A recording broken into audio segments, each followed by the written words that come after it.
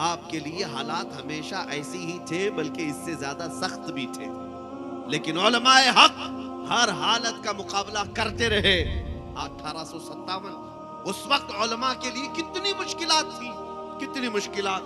अल्लामा फजल हक खैराबादी रहमतुल्लाह अलैह का जमाना, किफायत अली काफी, जिनको गिरफ्तार करने के लिए, एक आलिम को गिरफ्तार करने के लिए 3000 अंग्रेज आए थे, 3000 अंग्रेज आए थे।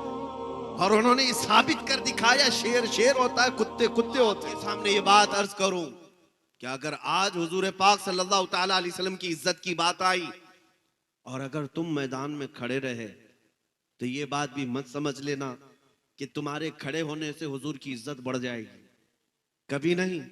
बल्कि अगर खड़े रहो तो तुम्हारी इज्जत बढ़ जाएगी। ये तुम्हारी किस्मत की बात है। उलमा भी इस बात को सुन लें कि मिंबरों पर बहुत सारे ये बेचारे कमेटियों के डर और खौफ से बोलना बंद कर चुके हैं। मैं सबकी बात नहीं कर रहा हूं, आज भी अल्हम्दुलिल्लाह उलमाए रब्बानीन, उलमाए हक्कानीन मौजूद हैं जो खुल करके सारी बातें अमानत के तौर पर कौम के सामने रखते हैं। लेकिन बहुत सारी जगहों पर दुनियादारों का ऐसा राज है कि उलमा के ऊपर वो हथकंडा डालकर बैठे। मौलाना साहब ये मत बोलना, मौलाना साहब ये मत बोलना, हालात खराब हैं, हालात बहुत बुरे हैं। ये सब चीजें मस्जिदों की कमेटियां हो या फिर कहीं और के जोर जबरदस्तियों से उलमा की जुबानें बंद की जा रही हैं, तो मैं उनसे कहता हूं इंतजार करो, फिर तुम्हारे बच्चों का ईमान भी सलामत नहीं रहने वाला है। तुम्हारी नस्ल में भी नबी नबी कहने वाला नहीं रह जाएगा। हक बात हर जमाने में बोलना जरूरी है। एक साहब, चंद सालों पहले की बात है, अभी मैं इतना जलसे करता नहीं था, कोई इलाका था सारे सूदखोर हैं, वहां सूद के कारोबार में मुलविस रहते हैं। हमें प्रोग्राम के लिए बुलाए, तारीख तो लिए, सदर साहब जो बैठे हुए हैं और भी दूसरे लोग हैं। जलसे से पहले हमसे कहा कि हजरत आपकी तकरीरें सब माशाल्लाह सुनते हैं, बहुत खूब सुनते हैं, लेकिन सूद पे मत बोलिए, फाइनेंस पे, बड्डी पे मत बोलिए कि ये सब बहुत पुराने धंधे हैं, इनके कारोबार हैं। हमने कहा आज तो पूरा टॉपिक ही इस पर होगा, हम बोलेंगे इसी बात पर। अगर हमसे ये बात कही जा रही है, क्योंकि फिर किसी मौलवी से ये कहना, तो वो मौलवी मुबल्लिग नहीं है, वो समझौता करने वाला आदमी है, वो आलिम नहीं है। हमने 1 घंटे तक वो सूद की मजम्मत के मुतालिक ही बयान किया। मैंने कहा आइंदा कभी ना बुलाना, कोई फर्क नहीं पड़ता, लेकिन मेरी दी हुई गोली किसी का बुखार जरूर उतारेगी, किसी ना किसी का बुखार उतरेगा। अजीजा ने गिरामी वकार, मैं आपसे भी कहता हूं हालात को देखकर इस तरह से बुज़दिल मत बन जाना। आज लोग ये कहते हैं बहुत किल्लत में है, हम माइनॉरिटी में हैं, छोटी तादाद है, हम क्या कर सकते हैं। ये जुमला अगर मुसलमान कहता है तो ताज्जुब की बात है, हम बदर के मैदान से तो माइनॉरिटी में ही चल रहे हैं,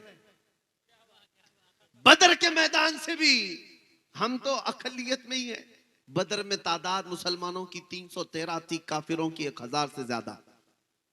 उहद के मैदान में 700 सहाबा हैं और कुफार 3000 हैं। और सबसे बड़ी माइनॉरिटी देखना है करबला के मैदान में, एक तरफ 82 लोग, अलग अलग रिवायात है, और मुकाबिल में 22,000।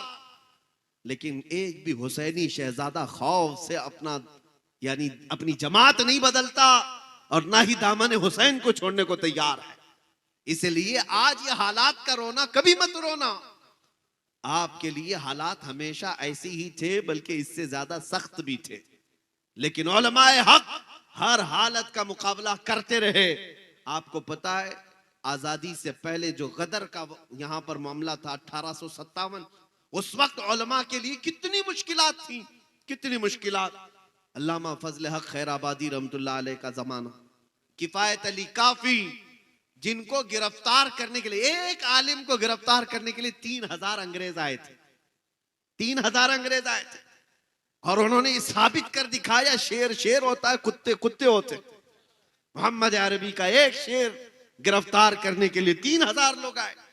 और गिरफ्तार करके जब किफायत अली काफी रहमतुल्लाह अलैह को लाया और अपने दारुल हुकूमत में कैद करके एक आलिम को रखा, 7 दिन तक या 8 दिन तक उनके जिस्म पर गरम इस्त्री फेरते थे। प्रेस जो है गरम करके इस्त्री को फेरते थे जिस्म पर, चमड़ी जल जाती थी रात के वक्त। और फिर उनसे कहते कि तुम्हारे दिए हुए फतवे, तुम्हारी बोली हुई बातें वापस ले लो, हमारा दौर है, हमारी हुकूमत है, हम आपको ओहदा दे देंगे, कोई मनसब दे देंगे। लेकिन किफायत अली काफी रहमतुल्लाह अलैह ने यही फरमाते, तुम बहुत हल्का सौदा करना चाहते हो, हल्का सौदा। मुझ जैसे को तुम इतनी छोटी लालच में खरीद रहे हो। वो क्या बिके जो बाजार मुस्तफा में पहले बिका हुआ। 7 दिन तक जब चमड़ी पर इस्त्री फेरी जाती और किफायत अली काफी नहीं मानते थे तो उनके जिस्म पर रात को फिर नमक छिड़कते थे। जली हुई चमड़ी पर अंग्रेज नमक छिड़कते थे।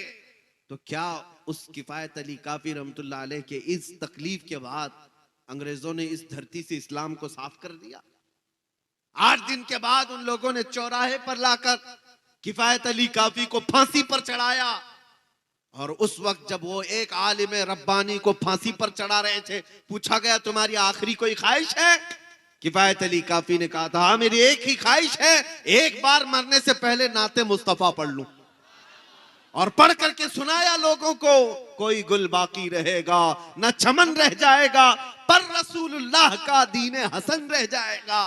सब फना हो जाएंगे काफी वो, लेकिन हश्र तक नाम हजरत का जुबानों पर चलन रह जाएगा। फांसी पर चढ़ाया अंग्रेजों ने और उनकी वफात के बाद 8 दिन तक जश्न भी मनाया कि हमने एक मौलाना को खत्म कर दिया है। एक मौलवी जिसके लोग गर्विदा थे, बहुत सारे लोग उनकी जुबान पर लब्बैक कहते थे, सब एक मौलवी के खत्म होते ही दुनिया खत्म हो जाएगी। मगर इन पागल कीड़ों को पता क्या है मेरे मौला का निजाम क्या है। एक किफायत अली काफी को ये मुरादाबाद में फांसी पर चढ़ा रहे थे और उन्हीं के चंद दिनों के बाद उसी मुरादाबाद के पड़ोस शहर में बरेली में मौला इमाम अहमद रजा को पैदा कर रहा है। एक चिराग बुझाओगे मौला 100 चिराग रोशन करेगा। और फिर इमाम अहमद रजा तशरीफ लाए और जब जवानी का आलम हुआ तो दुनिया ने देखा है किफायत अली काफी अपनी जिंदगी में इश्क रसूल भरते थे, लोगों को बुलाते थे, लेकिन इमाम अहमद रजा का कलम जब चला, अल्लाहू अकबर, सिर्फ बरेली की सरजमीन पर नहीं, हिंदुस्तान की सरजमीन को ही नहीं, पूरी कायनात के जहां जहां लोग उर्दूदां तबका है उन सब के सीनों को इश्क़ मुस्तफा से भर दिया। और फिर हर चप्पे चप्पे से आवाज आने लगी, डाल दी कल्ब में अजमत मुस्तफा, सैयदी आला हजरत पे लाखों सलाम।